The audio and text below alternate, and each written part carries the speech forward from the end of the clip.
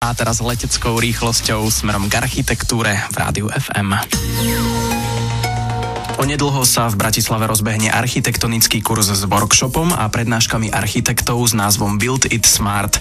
Ľubomír Bízik z občianskeho združenia Archzone mi najskôr povedal všetky potrebné informácie o workshope. Na workshope sa zúčastnia študenti architektúry z celej Európy vrátane Slovenska. V spolupráci s architektami z praxe sa budú zaoberať novým využitím objektu bývalých Urbanových kasární, ktoré sa nachádzajú pri obchodnej ulici a Kolárovom námestí.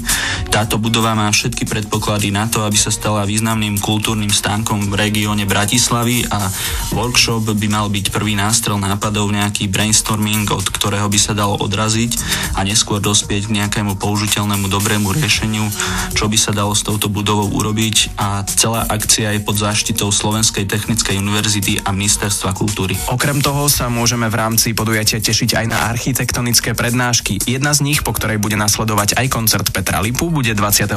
júna o 7. večer. Kto bude prednášať a čo sa na nej dozvieme? Prednášať bude pán Peter Gero, bývalý hlavný architekt mesta Hamburg.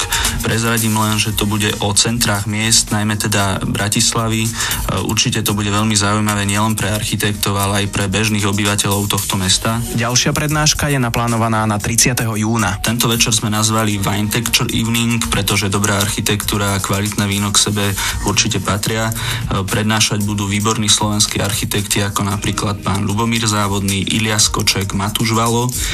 Počas celého trvania workshopu si návštevníci budú môcť pozrieť aj výstavu priemyselných dizajnerov zo Slovenska a Čiech priamo v budove bývalých Urbanových kasární. Niečo si teda na tejto akcii nájdu nielen architekti, ale aj dizajnéri a určite aj všetci, ktorých zaujíma osud tejto zaujímavej budovy. Letný kurz s workshopom Build It Smart sa začne 27. júna a potrvá do 6. júla.